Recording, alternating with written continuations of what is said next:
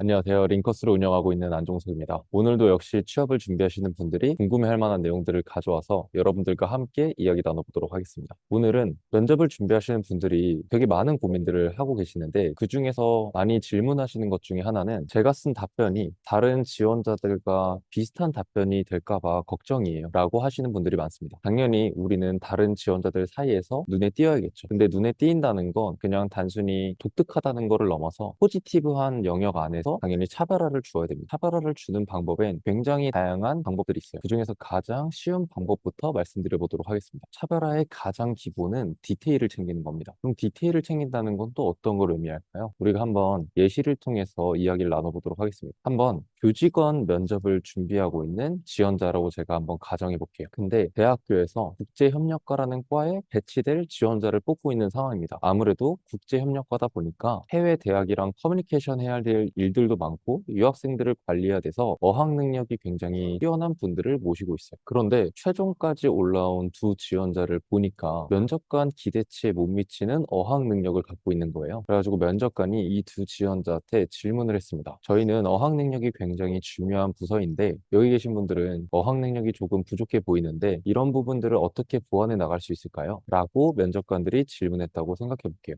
A 지원자부터 답변을 합니다. 네, 저는 제 부족한 부분들을 보완해 나가기 위해서 입사 이후에도 개인 여가 시간을 활용해서 부족한 부분들을 공부하고 보완해 나가는 직원이 되도록 노력하겠습니다. 라고 대답했습니다. 그리고 지원자 B는 네, 저는 제 부족한 부분들을 보완하기 위해서 구체적인 계획을 갖고 있습니다. 실제로 5월 23일 날 있는 토익 시험에 응시를 해서 950점을 목표로 현재 공부를 하고 있고, 이런 목표를 이룬 다음에는 6월 24일 날 있는 토익 스피킹에 응시해서 AL 레벨을 지금 목표로 준비할 계획을 갖고 있습니다. 라고 대답을 한 지원자가 있다고 치겠습니다. 여러분들이라면 A 지원자, B 지원자 중에서 누굴 뽑으실 건가요? 지금까지 제가 여러 취업을 준비하시는 분들을 만나면서 다 질문을 해봤을 때 지원자 B를 뽑습니다. 이건 100%다 지원자 B를 뽑았던 것 같아요. 근데 왜 지원자 B를 뽑았을까요? 그 이유들을 제가 다 물어보면 진짜 할 것 같아서요. A 지원자보다는 B 지원자가 진짜 부족한 어학 능력을 보완해 나갈 것 같아서요. 라고 이야기를 합니다. 그러면 어떤 부분에서 진짜 할 것 같다고 느꼈을까요? 당연히 구체적인 목표를 얘기했기 때문입니다. 여기서 구체적인 목표란 내가 부족한 어학 능력을 자격증을 통해서 보완해 나가겠다라고 얘기하는 거에 그치는 게 아니라 자격증을 며칠 날, 몇 회에 몇 점을 목표로 현재 공부를 하고 있고 그런 목표를 이룬 다음에 그 너머에 목표는 무엇이 있는지 날짜와 또 목표 등급을 얘기하면서 구체적인 내 플랜을 이야기했습니다. 당연히 면접관 입장에서 이렇게 구체적인 답변을 하는 지원자가 더 매력적일 수밖에 없습니다. 근데 우리는 면접을 보면서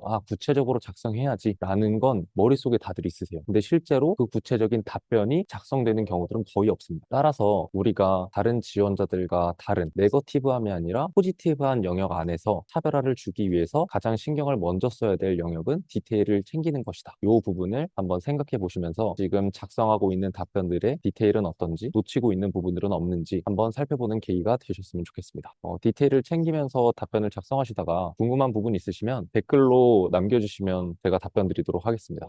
그리고 조금 다른 얘기를 좀 마지막으로 드리고 싶은데요. 요즘 취업이 정말 힘든 것 같습니다. 저도 취업을 할 당시에는 뉴스에 막 IMF 이후의 역대급 취업난이다라는 이야기들이 많이 들렸던 것 같아요. 취업은 항상 어려웠지만 저도 이 취업 시내에 있다 보니까 계속해서 느끼는 건데 가면 갈수록 더 어려워지는 것 같습니다. 제가 이걸 말씀드리는 이유는 이 어려운 취업이 단기간에 끝나지 않을 때도 있어요. 6개월, 1년 또는 2년이 될 수도 있습니다. 쇼텀이 아니라 롱텀으로 바라봐야 되는 상황인 것 같아요. 이때 가장 중요한 건 내 에너지 레벨이 회복 가능한 선에서 머물러야 됩니다. 가끔 너무 지치고 너무 힘든데 이 힘듦을 리프레시 시켜주지 않으면 결국엔 회복 가능한 영역에 있지 않고 그 밑으로 떨어지는 순간 이거를 다시 회복 가능한 영역에 머무르도록 올리는 게 굉장히 어려워요. 엄청난 노력이 듭니다. 그래서 물론 취업을 준비해야 되는데 막 놀 수는 없겠지만 그래도 중간중간에 운동을 한다거나 아니면 친구들을 만난다거나 아니면 뭐 매일매일 가볍게 산책을 한다거나 그런 본인만의 좀 긍정적인 마인드를 유지할 수 있는 그런 루틴들, 에너지를 회복 가능한 영역 안에서 있을 수 있도록 노력해 주시면 그래도 좋지 않을까라는 말씀을 좀 드리고 싶었어요. 왜냐면 컨설팅을 하면서 요즘에 너무 취업을 준비하시는 게 힘들어 보이고 또 리프레시를 하지 않고 계속 그 힘듦을 축적시켜 나가시는 분들을 봤을 때 면접을 보러 내일 모레 가야 되는데 얼굴에 그림자가 져 있고 그 사람 분위기에서 그늘이 져 있다면 당연히 면접관 입장에서는 좋은 이미지를 느끼지 못하겠죠. 그래서 이런 부분들을 조금 더 신경 써주시면 좋을 것 같습니다. 오늘도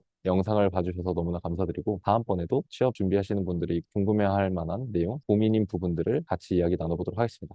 이런 고민과 궁금증이 혹시 있으신 분들은 역시 댓글에 남겨주시면 제가 한번 그거에 대한 답변을 드리도록 하겠습니다. 아니면 영상으로 제가 담아보도록 하겠습니다. 네, 오늘도 시청해주셔서 감사합니다.